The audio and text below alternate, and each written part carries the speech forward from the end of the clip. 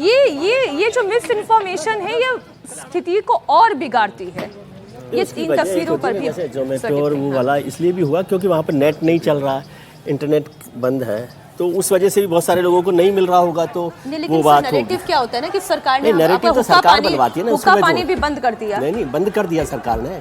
इस नैरेटिव को भी तो समझिए। सरकार ने एनडीएमसी ने कहा कि 6:30 बजे बाद रेस्टोरेंट्स और वो नहीं खुलेंगे वहाँ पर। क्या जरूरत है ऐसा करने की? ये नैरेटिव मतलब क्या होता है कि ऐसे नैरेटिव बनने में कोई ना कोई चीज हो जाती है। जो रैपर मिले ना रेस्टोरेंट से सप्लाई के, जो मारपीट हो रही है, कोई बैरिकेड चुरा कर ले जा रहा है, उनके ओनर्स को बुला के पूछताछ कर रही है, आप सप्लाई क्यों कर रहे हैं? हाँ, रेस्टोरेंट्स वालों को आप जिस तरह से पूछताछ कर रहे हो और रेस्टोरेंट के लिए आदेश आपने कर दिया कि 6:30 बजे बाद नहीं खोलेंगे। नई दिल्ली से तो लोग एयरपोर्ट भी जाते हैं। इसलिए नैरेटिव बन जाता ना कि कोई भी जरा सी चीज ऐसे आंदोलनों में क्या होता है, जरा सी बात हो तिल का ताड़ बनने में देर नहीं लगती, लेकिन तिल आप प्रोवाइड करा रहे हैं। भाई ये समझदारी तो सरकार को दिखानी चाहिए ना कि इसके क्या क्या रिपरकशंस होंगे। चलिए ये तस्वीर एक बार फिर से पटना से आप देख लें। ये तस्वीर ऐसी है जहां पर छात्रों की संख्या बढ़ रही है, पुलिस को अच्छी खासी मशक्कत करनी पड़ रही है। अच्छा, एक संदेश बिल्कुल साफ दिया गया है कि जब तक बहुत जरूरी ना हो तब तक छात्रों के ऊपर बल प्रयोग नहीं किया जाएगा। और ये जरूरी भी है, और ये जरूरी भी है क्योंकि जितना बल प्रयोग करेंगे उतना ज्यादा एजिटेशन और बढ़ेगा, जितना एजिटेशन और बढ़ेगा उतनी तकलीफ फिर और सरकार की बढ़ेगी और पुलिस की भी बढ़ेगी। तो अच्छा तो यही है कि बातचीत करके मामले को सुलझाने की कोशिश हो, और प्रधानमंत्री वो अपने वीडियो मैसेजेस के जरिए कर रहे हैं। लेकिन धर्मेंद्र प्रधान का जब तक इस्तीफा नहीं हो जाता तब तक क्या छात्र रुकेंगे? सवाल इस बात का है। ये जो दोनों तस्वीरें आप देख रहे हैं, अच्छी संख्या दिखाई दे रही छात्रों की, लेकिन ये तरीका गलत है। अब किसी कॉमनर की गाड़ी वहां से निकल रही है, उस गाड़ी का पिछला शीशा जो है वो टूटा फूटा हुआ दिखाई दे रहा है।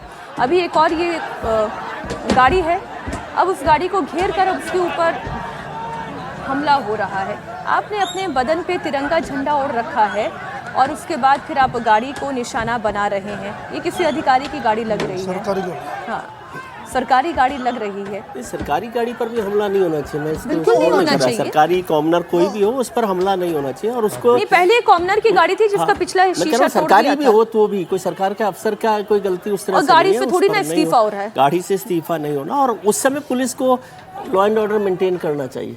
ये भी नहीं है कि वहाँ पर उनके सामने गाड़ी टूट रही हो और वो ना करेंगे। लेकिन अभी आप जो चला रहे थे उस वीडियो में आप देखिए कि वो पुलिस को क्या है, हम पुलिस को बहुत वो देखते हैं। अभी वो देखिए वो डंडा मारते मारते दुकान के अंदर, घर के अंदर तक चले जाते हैं। वो चला गया है तो आप छोड़ सकते हैं ना।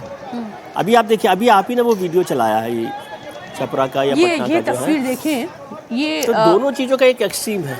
सर, पटना का तो पूरा लोकेशन आप बहुत अच्छे से जानते हैं। ये तो मुझे कोई फ्लाईओवर जैसा दिखाई दे रहा है।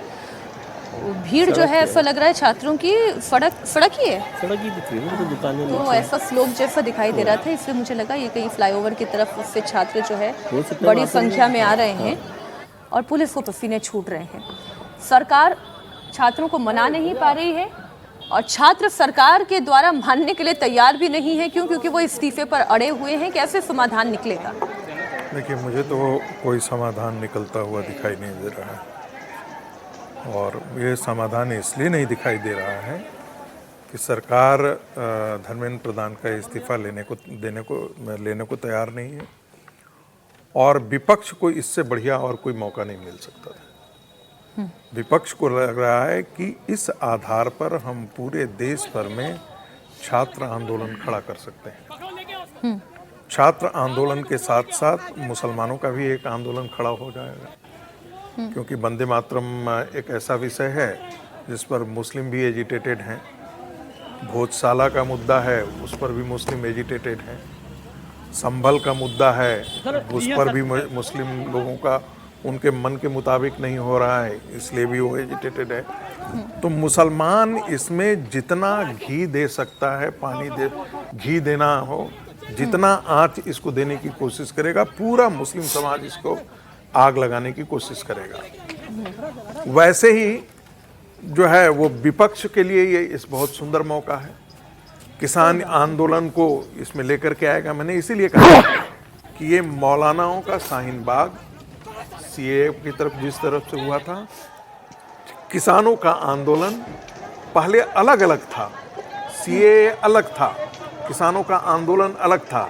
अब आप इसमें सीएए किसान आंदोलन और उसमें छात्र आंदोलन और उसमें पूरे पूरा एक कॉकटेल अब बना हुआ है। अब इससे सरकार को ध्यान रखना होगा कि अब इसको कैसे निपटे, एक क्योंकि झटके में अभी सरकार तक स्थिति ये थी कि मुसलमान लोग बोल नहीं पा रहे थे। अब उनको एक मौका मिल गया है इस आंदोलन के सहारे उसमें कूद।